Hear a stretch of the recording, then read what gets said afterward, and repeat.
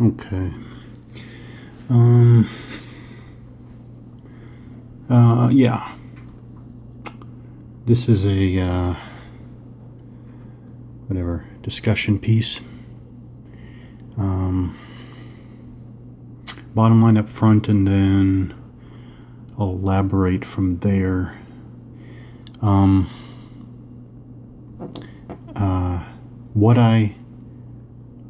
Not only what I would like, but what I actually need, which is what I'll get into in just a couple minutes.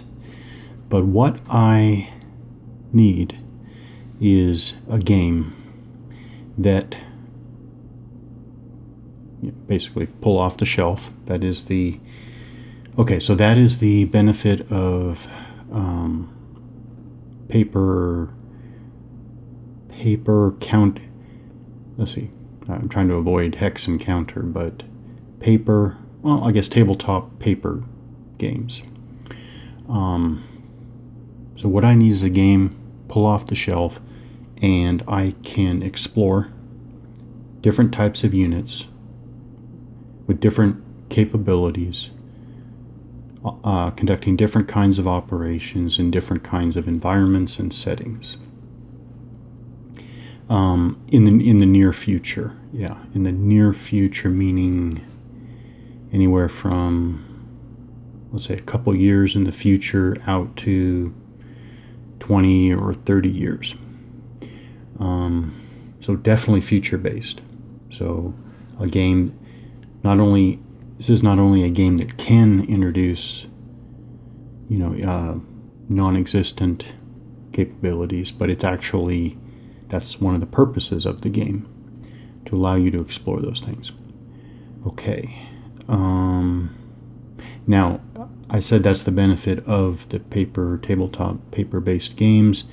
I am thinking here about the computer-based professional U.S. Department of Defense types of simulations. I'm saying, unlike those, what I need is a paper tabletop game simulation, really, that again can allow the fast exploration, and I guess it's a kind of testing, but testing is probably not the right word, but certainly a quick capability to simulate different capabilities in different settings. That's what I need, and I need this because I don't think this exists. I continue to look, maybe, and I'm just thinking off the top of my head here. It's the whole basis of this video. I wonder if I shouldn't take one of the modern / contemporary, maybe the Assault series games, and modify those for near future. Well, I'll say near future, but I do still mean out a few decades, which I don't consider near future. But as long as it can cover near future, that's I guess that's the first step or the basis. Near future, and then add on deep future. Okay. Don't think it exists. Modify an existing game, certainly possibility. I hadn't really thought of that. I'll have to think about that. But that's not what I was thinking. What I was thinking was throwing together a kind of prototype, I guess, of this type of game. Okay. So the theme of this video, I guess, the theme here is a game that would do this, which I don't think exists. Okay. So I guess, background to that, background to what I've just said. So, well, let me go in reverse order. So, I was thinking back to,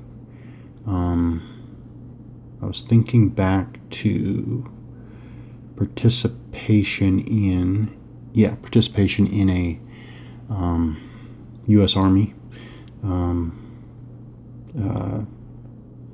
Maneuver Center of Excellence, Maneuver Warfighter Conference. And I was thinking back to the aftermath of that for me. I was thinking back to so I came out of, so let me put it this way, I came out of a U.S. Army MCOE Maneuver Warfighter Conference thinking, again, it would be great if within 24 hours I could start, simulating different kinds of organizations with different capabilities, again, in different settings, environments, etc. Within 24 hours, I can get to it. And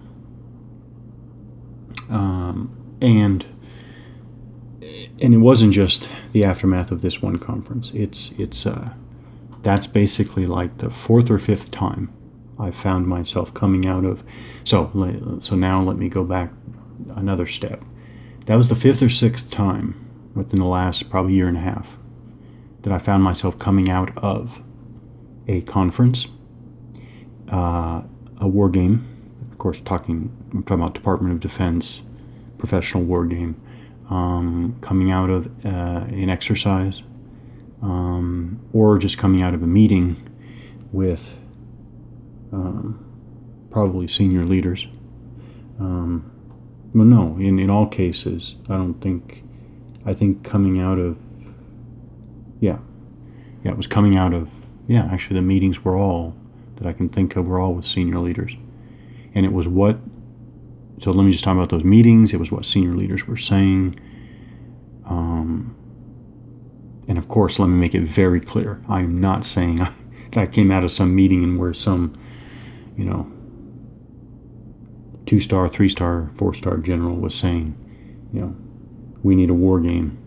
We need a GMT war game that does X, Y, and Z. That's not what I mean. But what I am saying is that the meetings that I'm thinking of. So the meetings I would say would definitely be the most intense experiences, but down from there would be the exercises and the conferences.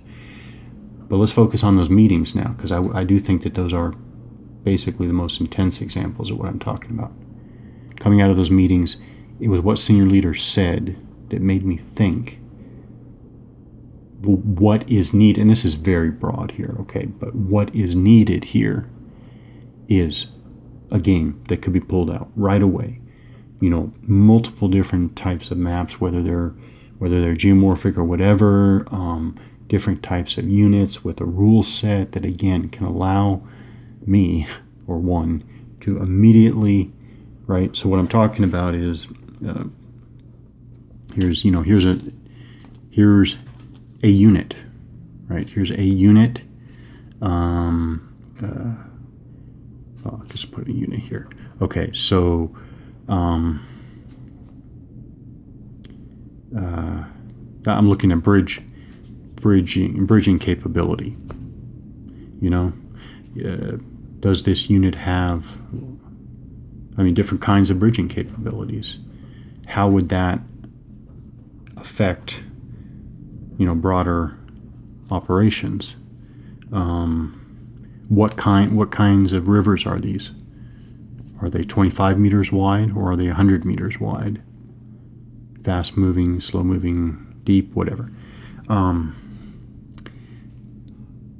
then experiment with different. Now let's give some opposition, right? Give some opposition here, and now again, what would Force A here need capabilities wise to accomplish some type of objective in these circumstances? Add night. add different kinds of night vision capability. Okay. And these would be, you could experiment. Okay. These may be companies, they may be battalions. They also may be, and I hesitate to say generic units, but I'm saying they might be units. They may be units that are not even traditionally not defined, but they're not traditional organizations. Maybe this is an alpha unit, alpha level organization unit. And these 3 alpha level organizations make up a Bravo level organization. Okay, so it's experimenting with different kinds of, and what would be really interesting is experiment with different types of C2. I guess C2, it is C2 capabilities, but different C2 concepts and capabilities. Okay, and how would you put that into, again, a simulation? And that would go to what kind of jamming capabilities can you quickly, in a rule set with a map, units, what kind of jamming capabilities can you, again, quickly simulate? What kind of disinformation, what kind of reach back capabilities, what type of, et cetera, et cetera.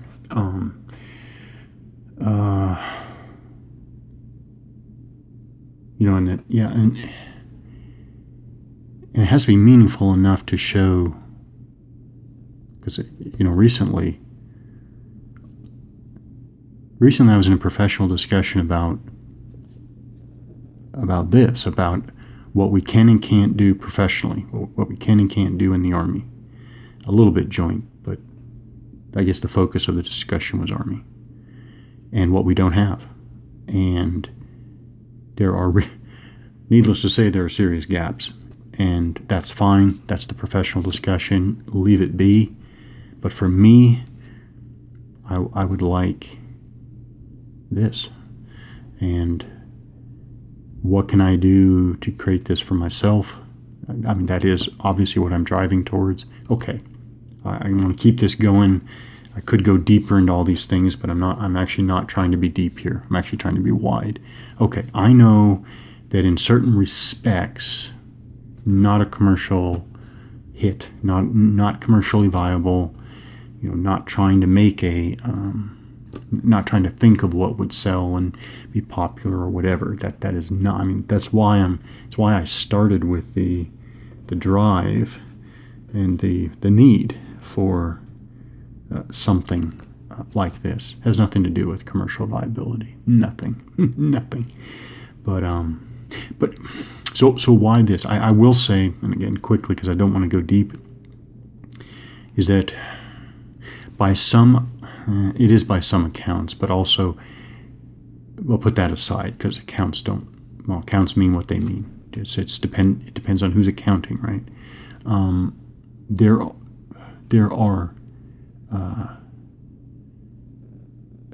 are pieces of evidence out there. There are signs out there, there are signals out there that show, I could talk about the changing character of warfare, but I wasn't even going to go that high level. What I was really going to say is there are signals out there that we are in a kind of broad horizon period when it comes to military capabilities. When you look back through the history of warfare, you have periods where capabilities expand and then they contract. They expand and they contract, right? In the Napoleonic era, that was a broad period. You had all of these different organizations, some of them very new. Then you had all these different kinds of artillery, different kinds of cavalry, and different kinds of special tactics and organizations, and It was a very broad capability period. The perfect period to experiment a lot and and write about these things and think about these things, blah, blah, blah. And that's what you had. You had that starting before. You had it while the capabilities were expanding, which actually predates the Napoleonic era. But it goes into the French Revolutionary Wars and then the Napoleonic Wars. So that was a broad period. And then you have other periods. I mean, you basically have periods where it's a spear and a shield, or it's a rifle, musket, and a field cannon that rolls on two wheels. And then you have those periods, and then you have these periods where, Second World War was, broad. I mean, from fighter bombers to fast subs to just incredible, really. Okay, so you have broad and narrow periods, and there's evidence that we are going into, if not already in, one of these broad periods. So that's kind of another background for how to. Now the next step is not just a tabletop game like this that allows quick simulation of many different kinds of capabilities. The next step, of course, is credibility. Value and credibility. I know some of these discussions I have come out of recently. It's an issue of it's not just an issue of what can and can't be done right now with the systems in use, but it's the level of credibility, not the level of credibility for what these programs, simulations were designed to do. That's fairly high, but it's the recognition that when you mix things and you start, so simulate the defense simulations might have a high degree of credibility in modeling this engagement, based on whether 1980s, 1990s, or today's technologies and capabilities, but add some type of cyberspace capability, add some type of space-based capability, whatever. That's when basically the models and the simulations they're dated. They haven't kept up with the times, and there's a recognition of that, and so naturally there's a decrease in credibility. So I'm talking about not only tabletop game to allow you to simulate quickly, repeatedly, different capabilities with some decent level of credibility. Okay. So when I think of this first, when I'm just looking at this, first of all, the obvious kind of the I'm starting to get into the details now. So the actual physical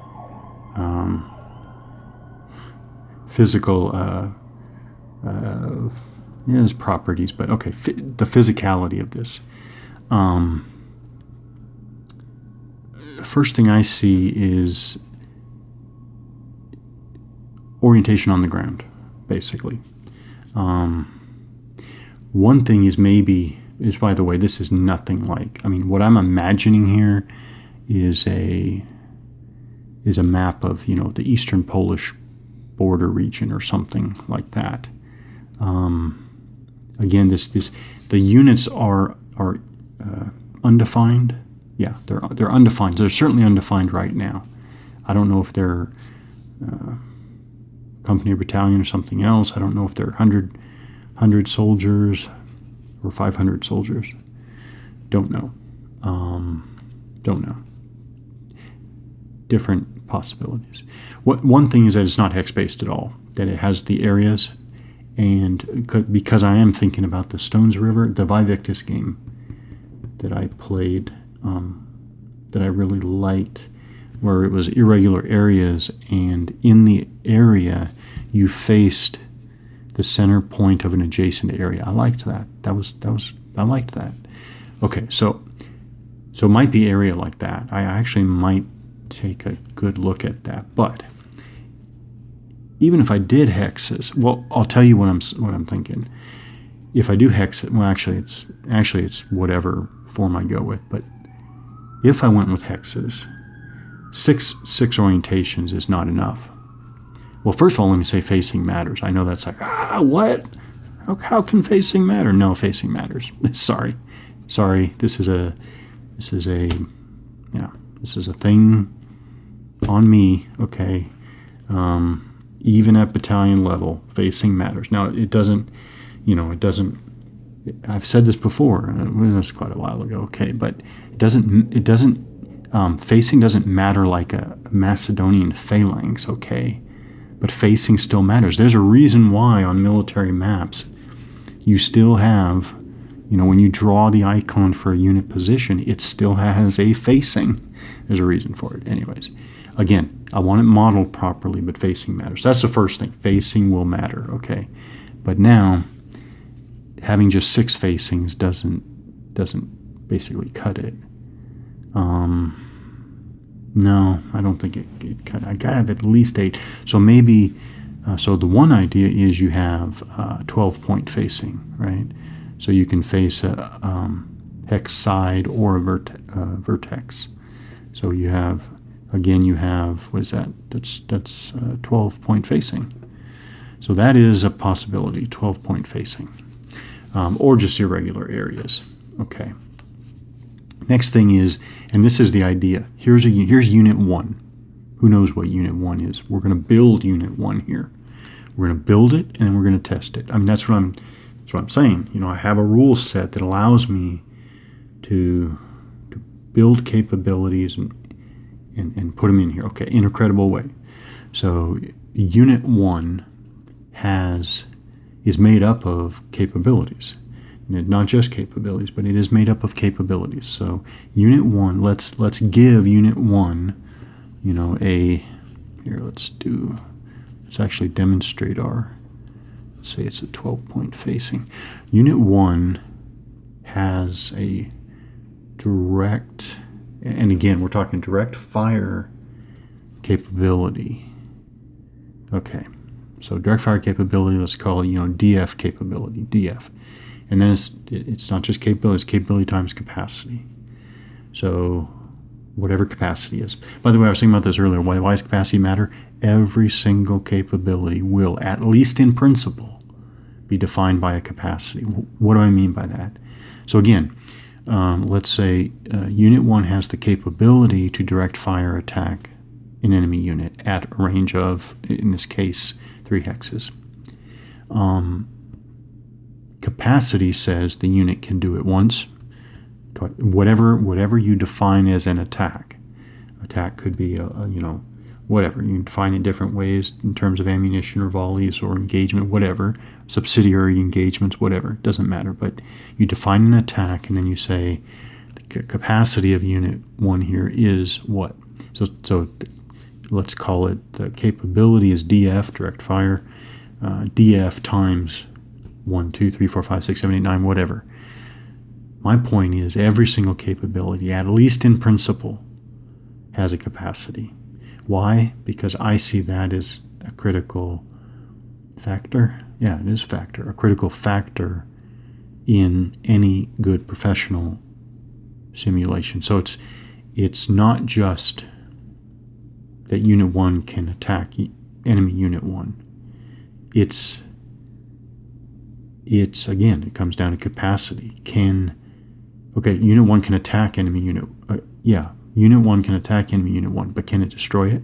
Can it destroy it within, time period T, or et cetera, et cetera? So everything has a capacity. Now let's get to the direct fire. That's old.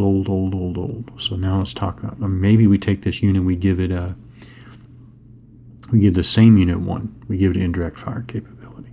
We give it directed energy, directed energy capability. We give it fire and forget missiles. We give it again cyberspace capability, and define those and go to capacity. And some of them could be, well, yeah, we're talking some futuristic, but not, I wouldn't say science fiction, say futuristic but not science fiction capabilities. And then, even movement. Does this unit can move on the ground, right? Can it move over the water? Can it move through the air? If it can move through the air, at what altitude, and how fast? Again, these are the things I'm thinking of.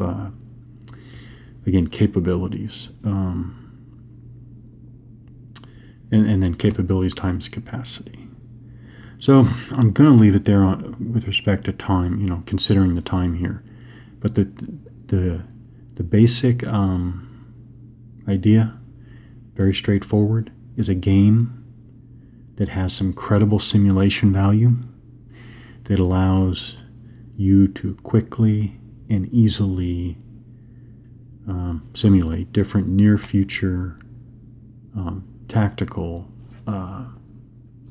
actions.